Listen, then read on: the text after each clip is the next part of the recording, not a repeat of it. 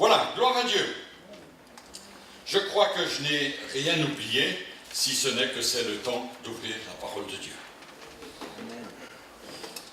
Et ce matin, nous vous proposons un thème particulier, fais ton lit. Arnaud, tu as eu le temps de faire ton lit ce matin? Alléluia, Marie Modèle, c'est lui qui a fait le lit.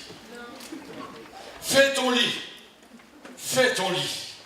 Parole de l'apôtre Pierre à Énée. Nous allons partager ce thème tout au long de cette demi-heure que nous avons ensemble et nous voulons nous réjouir finalement de ce que l'appel du Seigneur sur nos vies, comme il a déjà été donné ce matin, va retentir encore dans nos cœurs tout à l'heure. Amen. Je vais demander à mon frère Roland de bien vouloir prier pour la prédication et pour le prédicateur. Merci.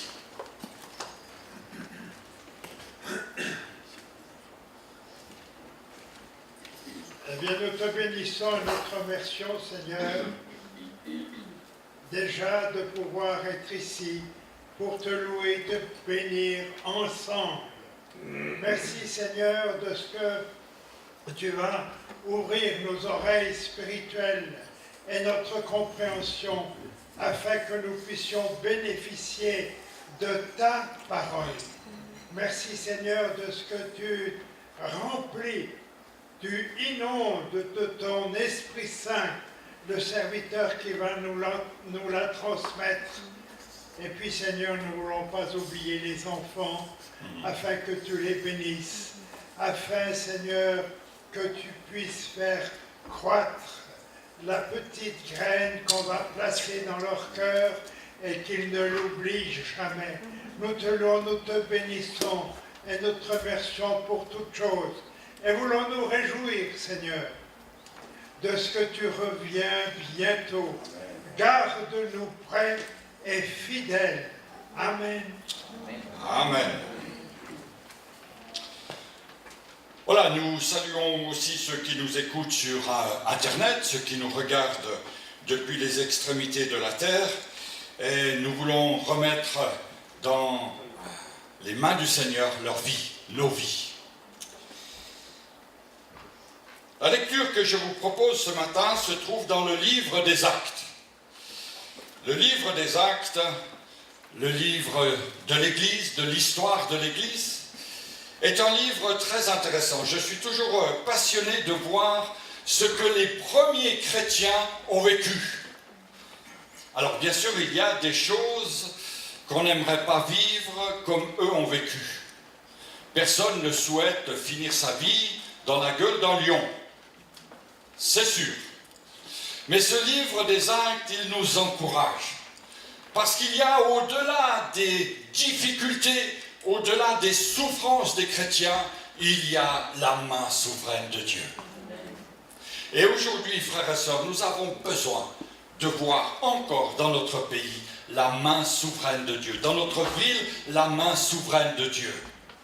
Dans notre famille, la main souveraine de Dieu. Dans notre maison, la main souveraine de Dieu. Actes chapitre 9, verset 32. Pierre parcourait toute la Galilée, tout le pays. Il passa aussi chez ceux qui, à Lyde, appartiennent à Dieu. C'est dans la version du Semeur. Verset 33. Il y trouva un homme du nom d'Énée, qui n'avait pas quitté son lit depuis 8 ans, parce qu'il était paralysé.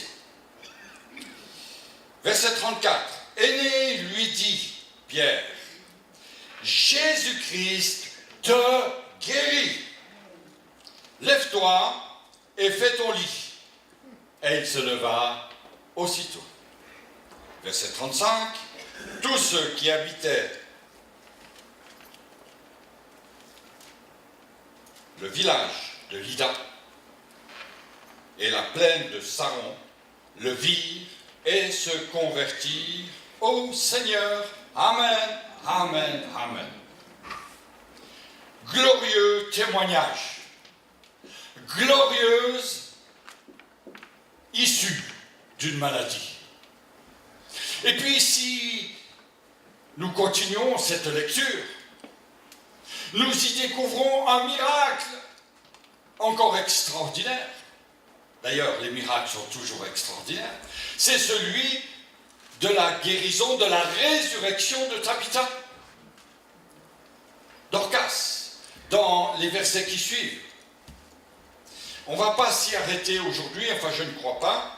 Nous allons nous arrêter à ces 3-4 versets ici de ce récit de Pierre qui visite Lydde, la ville de Lydde, Lod, en Israël, à 20 km au nord de Jaffa. Et c'est dans cette ville que l'apôtre Pierre va être mis en contact avec un homme du nom de Énée, certainement un païen grec. Et l'histoire ici qui se passe est une histoire extraordinaire, à plus d'un titre. Une histoire qui a des conséquences éternelles dans la vie d'un homme. Et peut-être que ce matin, votre présence ici peut avoir des conséquences éternelles pour votre vie. Passer des ténèbres à la lumière, gloire à Dieu. Cet homme aîné est couché sur son lit depuis 8 ans. On ne sait pas l'origine de sa maladie. On ne connaît pas l'affectation exacte de son mal. Mais toujours est-il qu'il est alité. Et la Bible nous dit ici que Pierre va le visiter.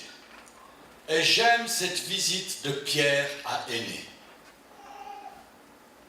Pierre va pénétrer dans cette maison. Il va avoir un contact avec cet homme. Et là, il ne va pas prononcer quelques vœux, quelques souhaits pieux, mais il va prononcer une déclaration positive: Jésus te guérit. Actuellement, maintenant, présentement, sur le moment même, Jésus te guérit. Remarquez ici que Pierre ne va pas dire Jésus te guérira, mais Jésus te guérit. Remarquez aussi que dans cette petite phrase, lourde de conséquences, il n'y a pas le mot « je ». Je vais prier pour toi et tu seras guéri. Non. Je vais t'imposer les mains et tu seras guéri. Non. Je vais appeler les anciens et on va prier pour toi et tu seras guéri. Non.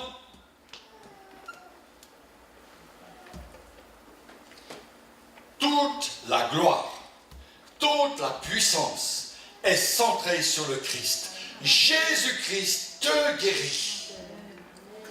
Et cette déclaration de foi, bien aimée, l'apôtre Pierre a pu la prononcer parce qu'il pouvait puiser dans sa foi la plus profonde, l'assurance que Dieu allait accomplir ses promesses. Quelle assurance! Quelle promesse! Quelle foi cet homme, Pierre! Bien-aimé, toute la guérison dans cette affaire revient au Seigneur.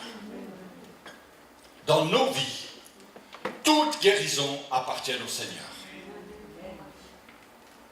Dans nos vies, toute bénédiction est œuvre de Dieu. Dans l'Église, tout appartient au Seigneur. Oubliez le pasteur. Centrez-vous sur le Seigneur même.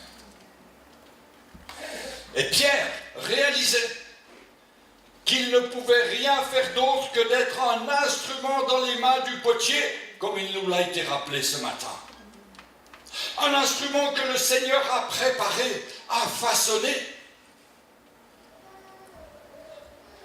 Un instrument en toute humilité et en toute obéissance. Humilité et obéissance vont de pair. Humilité et obéissance. Et Pierre, malgré son caractère un petit peu, comment dire, avec des hauts et des bas, parce que Pierre, somme toute, et on l'a vu jeudi à l'étude biblique, Pierre n'était pas très stable dans sa foi. Mais là, Dieu va l'utiliser d'une manière extraordinaire. Et à un moment donné, Pierre sent cette main de Dieu sur sa vie, de telle manière que sa foi est une foi vivante, totale et complète. Alléluia.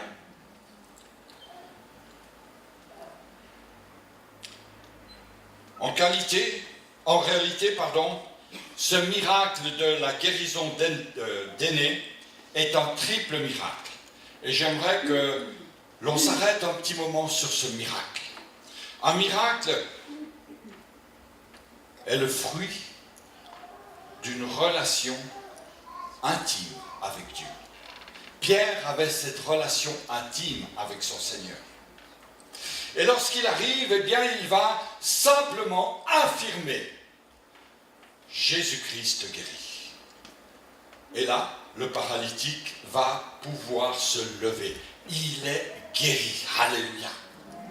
Il est guéri. Le deuxième miracle. Nous nous arrêterons plus longuement sur ce deuxième miracle. C'est qu'il y a dans la vie d'Énée un changement d'attitude, un changement dans sa manière de vivre, un changement de comportement. Il y a quelque chose qui vient percuter sa vie. Lorsque Pierre lui dit « Lève-toi », wow, c'est extraordinaire. Imaginez, frères et sœurs, ne serait-ce qu'un instant, parce qu'il est très difficile de se l'imaginer, mais faites un petit effort. Vous êtes paralysé depuis 8 ans. Vous êtes couché sur un lit depuis 8 ans. On vous lave, on vous soigne depuis 8 ans. Depuis 8 ans, on vous habille. Depuis 8 ans, on fait votre lit. Depuis 8 ans, vous avez dépensé toute votre énergie pour être guéri. Et là, un homme passe, un homme de Dieu passe, et il dit quelques mots, et la guérison est là. Qu'est-ce que vous allez faire? Franchement, vous allez sauter de joie, et vous allez courir dans tout le village, annoncer que vous êtes guéri. Mais là, Pierre le rappelle. Pierre lui dit, fais ton lit. Frères et sœurs, qui a fait son lit à l'hôpital en partant? Personne. Mais Pierre, est-ce raisonnable?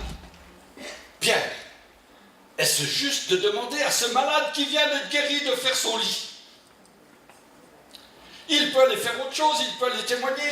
Non, fais ton lit. Et c'est incroyable de voir l'attitude de Pierre dans ce miracle. Et cet homme, on ne sait pas s'il est marié, mais en tout cas, il n'a pas appelé les serviteurs, il n'a pas appelé sa femme pour faire le lit. Toi-même, comme Arnaud ce matin, fais ton lit. Fais ton lit. Quelle maman, quel papa n'a jamais dit à son fils ou à sa fille, fais ton lit. Va faire ton lit. Ta chambre, c'est... Va faire ta chambre. N'est-ce pas? Hein, Moïra? Va faire ta chambre, surtout quand on est ado. Va faire ton lit. Cet homme, Énée, doit vivre un changement d'attitude. Et lorsque le Seigneur touche nos vies, frères et sœurs, il y a un changement d'attitude. Lorsque nous vivons le miracle de la conversion, il y a après un changement d'attitude. Lorsque nous vivons le miracle de la guérison, il y a après un changement d'attitude. Je ne peux pas vivre de la même manière avant et après. C'est-à-dire que ma vie, elle prend un autre sens. Ma vie prend une toute autre tournure. Ma vie, simplement, aujourd'hui, elle est différente d'avant. Le troisième miracle, il donne sa vie à Jésus. Il a été touché dans son corps, il a été touché dans son attitude, et là, il va être en converti, c'est-à-dire qu'il va témoigner, même si le texte ne le dit pas clairement, mais les récits que l'on peut trouver de cet homme font qu'il est nommé le premier païen converti de l'Église. Est né. Le premier païen converti. Il va se convertir. Il va donner sa vie à Jésus. Et la Bible nous dit que les habitants de Lydda vont se convertir eux aussi. Parce qu'ils voient le malade guéri. Ils voient qu'il y a le miracle. Frères et sœurs, dans nos vies, il y a eu des miracles. Est-ce que ça se voit? Est-ce que ça se voit? Est-ce que notre mari, est-ce que notre femme, est-ce que nos enfants, est-ce que nos parents, est-ce que nos voisins voient qu'il y a un changement dans notre vie? Posons-nous la question, chers amis, ce matin. Quelle est notre condition humaine aujourd'hui? Quelle est notre condition de marche chrétienne? Quelle est notre condition de vie? Dieu nous a touchés. Dieu a touché notre cœur, a touché notre corps. Il a donné sa vie à la croix pour nous. Nous avons partagé le repas du Seigneur. Et aujourd'hui, il nous demande de faire notre lit, c'est-à-dire de changer d'attitude. Prends toi-même soin de toi. Prends soin de ta vie. Apprends à faire confiance à Dieu. Prends soin de ta vie. Sors de l'assistanat. Bien sûr, un nouveau chrétien est fragile. Un nouveau chrétien a besoin de lait pour se nourrir. Mais il ne peut pas rester au lait toute sa vie, nous dit la parole de Dieu. Il y a un moment où il se prend en main. Il prend de la nourriture solide. Il s'intéresse à la parole de Dieu. Il la lit avec intérêt, avec envie, avec joie. Il ne se contente pas. Tiens, redonne-moi ton petit calendrier, s'il te plaît. Il ne se contente pas d'une petite parole que le pasteur Monod, mon prédécesseur, considérait comme une cacahuète. On ne se nourrit pas d'une cacahuète, même si la cacahuète est très bonne. Elle est extraordinaire, cette cacahuète. Mais la cacahuète, elle vous donne envie de découvrir autre chose. Elle vous donne envie de creuser la parole de Dieu. Il y a un changement d'attitude. Jusqu'à présent, je vivais dans l'assistanat. Quelqu'un faisait mon lit à ma place. Mais maintenant que j'ai vu le miracle de Dieu, que j'ai été au bénéfice du miracle de Dieu, je prends ma vie en main. Alléluia. Il se lève, il fait son lit. Amen. Rappelons-nous qu'il est très facile de déléguer les tâches aux autres.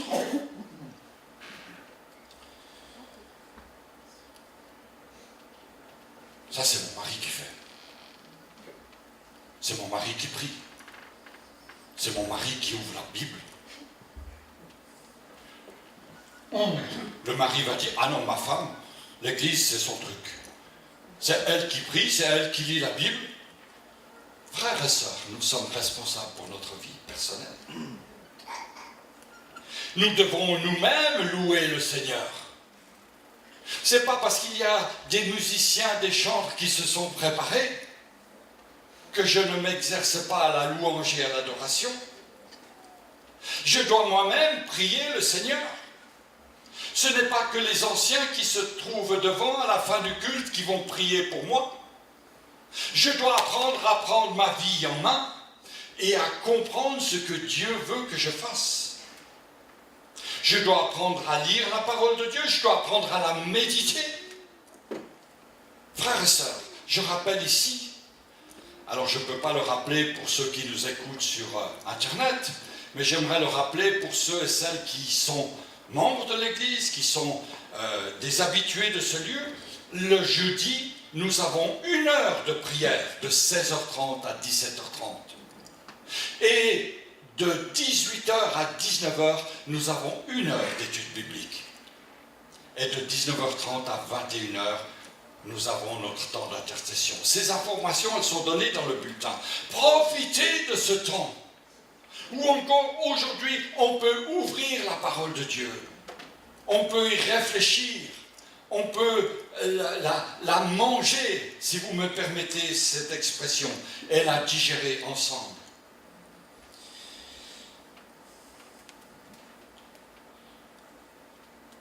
Jésus nous dit aujourd'hui, fais ton lit, prends ta vie en main. J'aimerais que l'on regarde aux 4 conditions, qui ont fait que ce miracle puisse arriver. Parce qu'on aimerait tous voir de tels miracles dans nos vies. Nous avons dans nos familles des gens qui sont paralysés. Nous avons dans nos familles des gens qui ont besoin de voir la grâce de Dieu dans leur corps, dans leur vie. Alors, il y a 4 conditions qui ont fait que Pierre, à un moment donné, puisse proclamer cette parole de foi. Et j'aimerais que l'on puisse avoir, nous aussi, des paroles de foi, des paroles pleines d'assurance. On va regarder ces 4 éléments, mais tout d'abord une lecture dans Actes, au chapitre 9, le verset 31. Nous avons tout à l'heure commencé notre lecture au verset 32. On revient donc un petit peu en arrière pour voir le contexte dans lequel cette guérison s'est opérée et la résurrection de Tabitha également. Je situe aussi le contexte. L'Église, dans ce temps-là, est en paix. L'Église de Judée, de Galilée, de Samarie. Elle est en paix parce que Saul de Tarse, qui persécutait l'Église, s'est converti et est devenu l'apôtre Paul.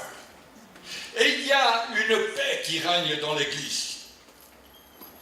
Cette paix, je le dis en d'autres mots, fait suite à la persécution. Frères et sœurs, nous ne pouvons jamais faire l'impasse sur la persécution, sur les situations difficiles, sur les temps où on est mis à l'index de notre société. Bien sûr, on aspire tous à vivre la paix. Mais remettez-vous dans le cadre de cette Église. Acte 9. Elle vient de vivre la persécution. Elle vient de voir un changement extraordinaire dans l'attitude de Paul, Saul de Tarse. Et c'est pourquoi ce texte nous dit que l'Église était en paix. Quelle grâce, frères et sœurs, d'avoir une Église en paix. Une Église où il fait bon être. Une Église où on peut venir tel que nous sommes. Et que nous ne sommes pas jugés ni par les uns ni par les autres. Une Église où on sent l'amour fraternel. Vous savez, l'amour fraternel, c'est une richesse que le monde ne connaît pas. Dans le monde, mon ami peut devenir du jour au lendemain mon ennemi. Votre cher chef de bureau peut devenir d'un jour à l'autre l'ennemi public numéro 1. Nos chers politiciens, non j'arrête, Vous m'avez compris.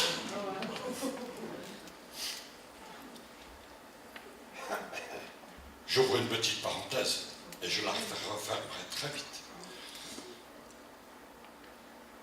Pour les Suisses qui vont voter aujourd'hui, quelle honte de voter sur un sujet tel que celui-ci, alors que des hommes et des femmes meurent de faim à l'autre bout de la planète. Moi, j'ai honte, j'ai même honte de donner le sujet de la votation. C'est aberrant. Et je suis peut-être le mieux placé parmi vous pour en parler. Parce que des vaches, j'en ai eu. Et je sais ce que c'est. Quelle honte sur notre pays. Il faut que la grâce de Dieu soit manifeste encore et encore. Je referme la parenthèse. L'Église est en paix. Alléluia.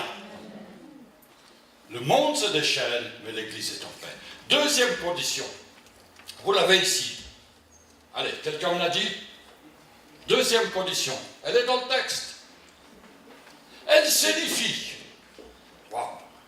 Elle s'édifie. C'est-à-dire qu'elle grandit, elle mature. Je n'ai pas dit elle grossit. Elle grandit, elle mature. Elle est là dans l'étude de la parole. Elle ne s'édifie pas sur des expériences, sur de la religiosité, sur des coutumes, aussi bonnes soient-elles. Elle s'édifie sur la parole de Dieu. Elle se nourrit de la parole de Dieu. Elle grandit avec la parole de Dieu. Alléluia. Et elle marche dans la crainte de Dieu. Elle marche dans la crainte du Seigneur.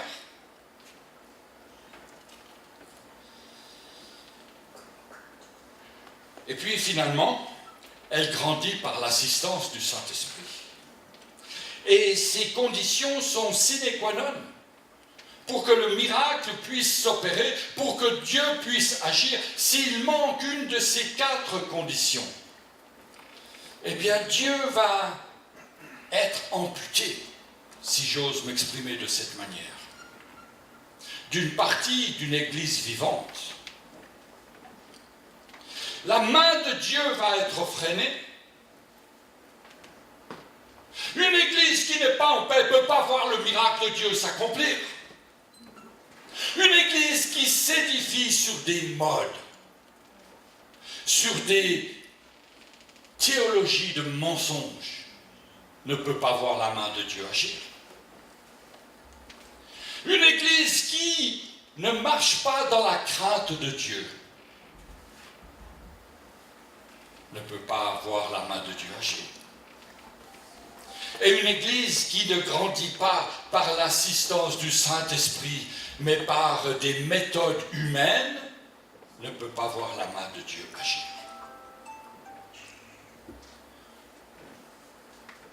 Je dénonce ici ouvertement le business qui est fait dans l'Église. Je dénonce ici ouvertement la théologie de la prospérité.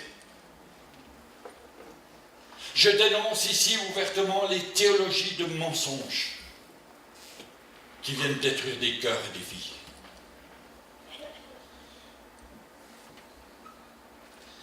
Cette Église, l'Église de Lyde notamment, mais aussi l'Église, bien sûr, de toute la Judée, de la Galilée, de la Samarie, cette Église naissante vivait en paix. Elle était fragile, oui, mais elle vivait en paix. Nous sommes fragiles, frères et sœurs, mais vivons dans la paix. Alléluia. C'est une décision personnelle de vivre en paix. Je désire vivre en paix avec mon frère, avec ma sœur. Je désire m'édifier dans la parole de Dieu. Alléluia. En cherchant des petites illustrations pour mettre sur le diaporama ici, je suis tombé sur une illustration en anglais. Et j'ai dit, mais cette illustration, c'est exactement le contraire de ce que je veux dire. Et cette illustration, en français, elle disait, « Seigneur, change mon attitude. »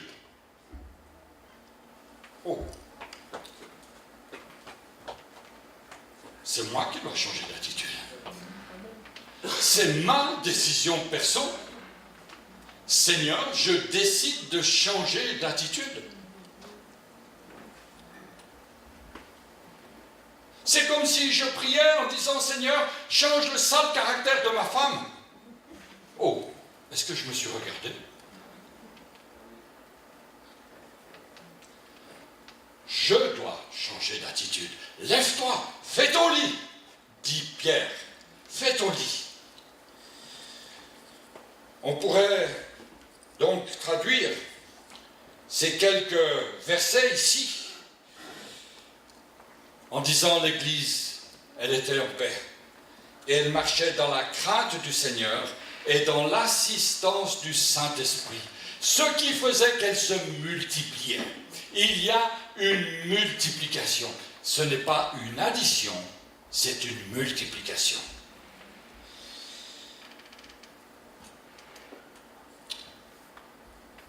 La crainte de Dieu, c'est celle qui pousse l'homme, non pas à se fuir et à se cacher comme Adam et Ève dans le jardin d'Éden, mais cette crainte de Dieu pousse l'homme à réaliser la disproportion immense entre la grandeur, la sainteté, la puissance de Dieu et notre faiblesse.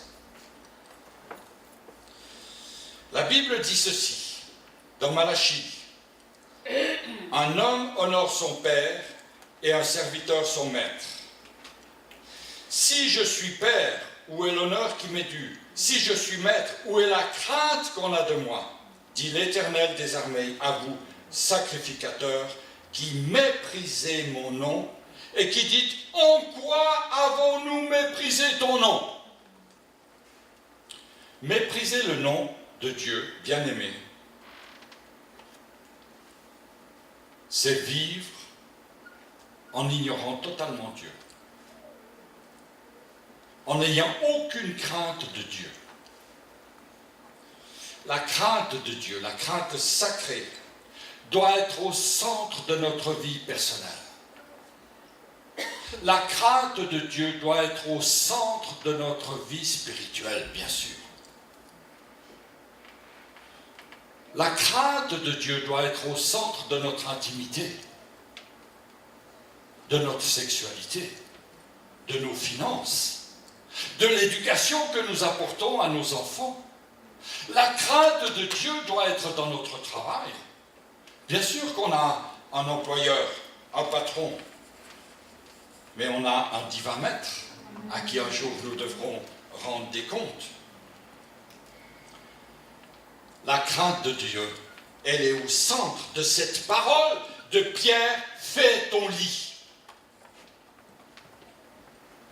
Et le proverbe premier nous dit: la crainte de l'Éternel est le commencement de la sagesse. Alléluia. Et c'est pourquoi j'aimerais nous encourager aujourd'hui à mettre nos vies dans les mains du potier, comme il a été dit tout à l'heure, et à réaliser finalement que Dieu nous appelle à considérer sa grandeur, sa toute-puissance. Vous savez, nous pourrions imaginer Pierre arrivant chez Énée. Il rentre dans sa maison, on fait les présentations, et Pierre va dire: ok, doucement, doucement. Tu es malade, tu es paralysé, je vais examiner ton cas, on va réunir le conseil des anciens, on va mettre en place une stratégie, et puis on verra comment Dieu va agir. Et puis, on va prier, tu vas te lever et tu vas marcher. Énée va se dire: impossible. Qu'est-ce qu'il me raconte? Je ne le connais pas, il vient dans ma maison et il dit quelque chose qui va se passer, mais qui est de la nature de l'impossible. J'aimerais vous dire, frères et sœurs, que Dieu peut très bien changer ce qui est impossible en choses possibles. Alléluia. Et il le fait immédiatement. C'est ça la grâce de Dieu. Et c'est pourquoi nous aimerions terminer ce temps de culte ce matin en réalisant que nous avons affaire à un Dieu de l'impossible. Nous avons affaire à un Dieu de l'impossible. Ce que les hommes considèrent comme irrémédiable, il n'y a pas de possibilité et il n'y a pas d'issue. Mon monsieur, vous ne pouvez pas être guéri. Madame, vous n'aurez jamais d'enfant. Il y a des choses qui sont impossibles aux yeux des hommes, mais que Dieu peut faire possible. Il y a des diagnostics qui sont posés et que Dieu peut renverser. Vous n'avez plus que 3 mois à vivre, ou 3 semaines. Venez voir le frère Roland. Demandez-lui ce que le médecin a dit à sa naissance. Impossible que ça vive, que ça vive. C, c'est dit A. Quelle insulte. Impossible que ça vive, cet enfant-là. Dieu fait les choses différemment. Et nous voulons croire que Dieu peut faire toutes choses possibles. Dans votre vie, dans nos vies. Seigneur, nous nous plaçons devant toi ce matin. Avec la joie, Seigneur, d'avoir un Dieu comme toi. Tu es celui, Seigneur, qui rend les choses impossibles possibles. Pierre va dire, Jésus te guérit. Lève-toi et fais ton lit. Et il se leva aussitôt. Ce qui était impossible aux yeux des hommes, Dieu l'a fait possible. Ce qui est impossible à tes yeux, mon frère, ma soeur, monsieur, madame, Dieu peut le faire possible. Simplement, mets ta foi en action. Sois en paix. Médite la parole de Dieu. Vis dans la crainte de Dieu. Vis avec le Saint-Esprit. Et tu verras si Dieu n'ouvre pas pour toi les écluses des cieux. Dans sa grâce, Dieu t'aime aujourd'hui, tel que tu es. Comme Pierre a aimé. Aujourd'hui, Dieu te dit, viens. Viens à lui tel que tu es. Avec tes fardeaux, avec tes soucis, avec tes préoccupations, avec ton handicap, avec les situations de vie que tu traînes depuis longtemps. Arrête. Passe de l'assistanat à la personne qui va en assister d'autres. Prends ta vie en main, mon frère, ma soeur. Prends ta vie en main. Médite la parole. Centre tes regards sur le Seigneur.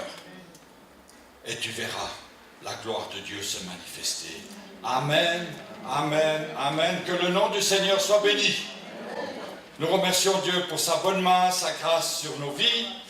Et nous voulons nous séparer avec l'assurance que Dieu prend soin de chacun et de chacune.